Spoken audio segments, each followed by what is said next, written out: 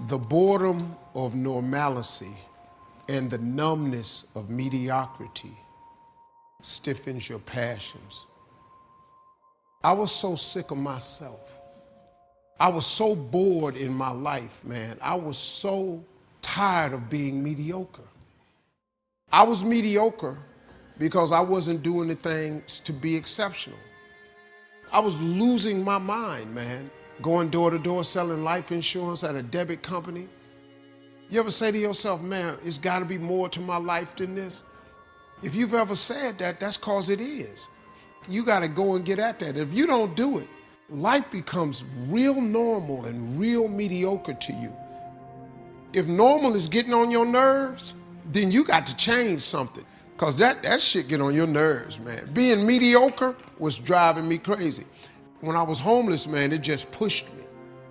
Poverty, I was sick of it. And homeless is a whole nother level of poverty. I ain't trying to be preachy or nothing, but that pushed me towards my faith. Because I had lost my faith, man. I thought God wasn't listening. He was listening. I just wasn't asking for nothing. See, once you commit yourself, the how will come. The way will come.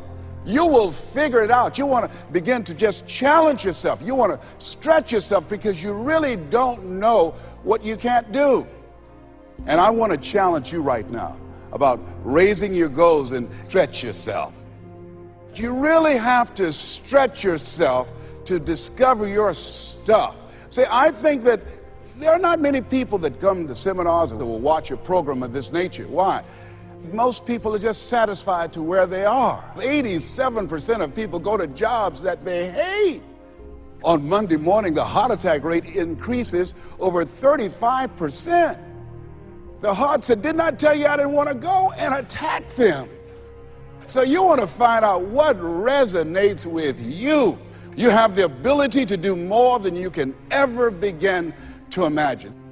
When you're pursuing your greatness, you don't know what your limits are, and you act like you don't have any.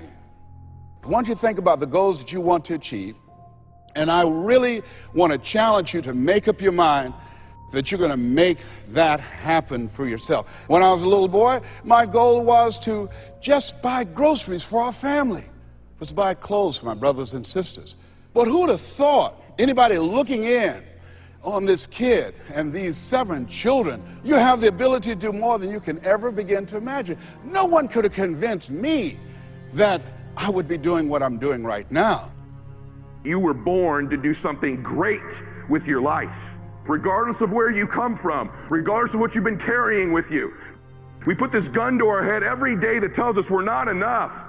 You do it over and over and over again, and there's a better way forward. You could decide today that you were born to do something great, to set this weapon down, whatever it is.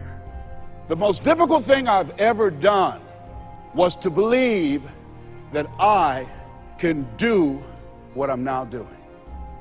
Just given my circumstances, I earn millions of dollars every year. No one could have convinced me, being labeled educable, mentally retarded, failing twice in school, no college training. I did not know I can do what I'm doing right now. I'll never forget Mike Williams, my mentor. I remember Mike saying, Les, you can do this. Mike, how, man? Wait a minute, Mike. I don't think I can do that. Les, you can. Les, why don't you just test yourself? Why don't you stretch, Les? Come on, man. And here's something I realized. Write this down. Sometimes you have to believe in somebody's belief in you until your belief kicks in. You have this kind of convoluted, limiting belief about why you can't do something. That's this your own BS story you keep telling yourself. How about you just decide it's a lie, even if it is true? See, most people never achieve their goals because most people suffer from possibility blindness. It's not what you don't have, it's what you think you need that keeps you from being successful. It's not what you don't have. See, I was focused on what I didn't have. I was focused on the negative things. It said, negative things are the things that you see when you're not focused on your goal. What do you come with that you have within you? This is not what I was believing for, but it's close. It's good enough. I was hoping for that management position. Didn't work out. This other job is good enough. You don't have to settle. Now, you may have some good enough areas in your life, but don't stop there. You have to keep stretching, keep believing for the fullness of what God promised. What God has spoken over you will come to pass. Not partially, not to where you say this is good enough. He's going to do it even though it seems too late, even though you've made mistakes.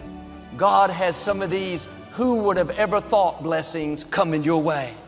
Favor that doesn't make sense. What am I saying?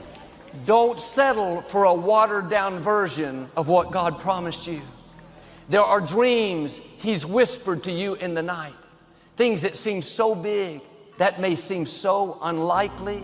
God wouldn't have promised it if He wasn't going to bring it to pass. Are you settling for good enoughs? Talking yourself into it?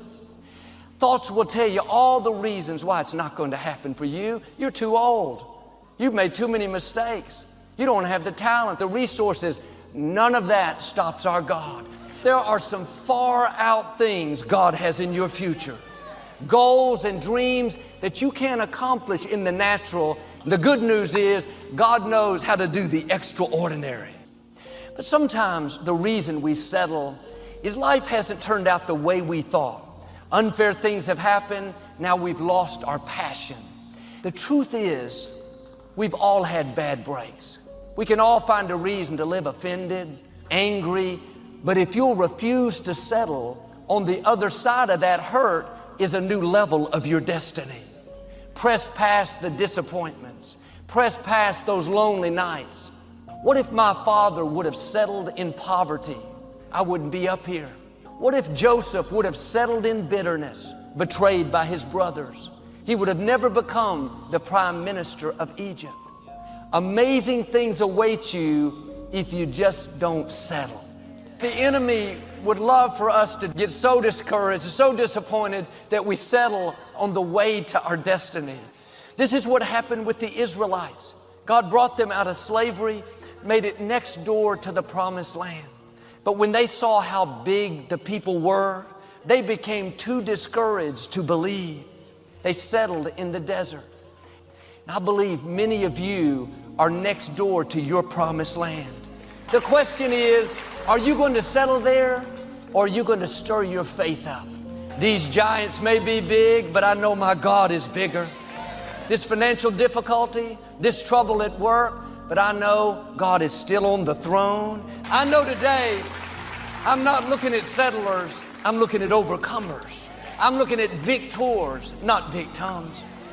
Now, not settling may mean getting training so your gifts can come out in new ways, developing your business plan, meeting with mentors to bring about your goal, joining a support group to help break the addiction. It may mean putting more effort into your marriage. Perhaps not settling for you is going up to the gym, taking walks at night instead of watching television. But I wonder where you could be in 10 years if you just don't settle. Who knows the doors He's going to open, the dreams you're going to accomplish, the gifts that are going to come out of you. What will you miss if you settle in mediocrity, settle in dysfunction? You will miss who you were created to be. Friends, what's in front of you is way too important to settle. Don't let good enough become good enough. Get your fire back and go after the destiny that belongs to you. How do you know when you're successful? Do you have to be a millionaire? No. All we ask of you is that you earn all you possibly can. It doesn't matter 10,000 a year or $1 million a year. It doesn't matter as long as you've done the best you possibly can. Be the most you possibly can, and here's why. The essence of life is growth. To do the best you can. And here's what's interesting. Humans are the only life form that will settle for less. Now, why wouldn't human beings strive to their maximum possibility? Here's why. Because we've been given the dignity of choice. And here's the choice: to become part of what we could be, enough to get by, or to become all that we can be.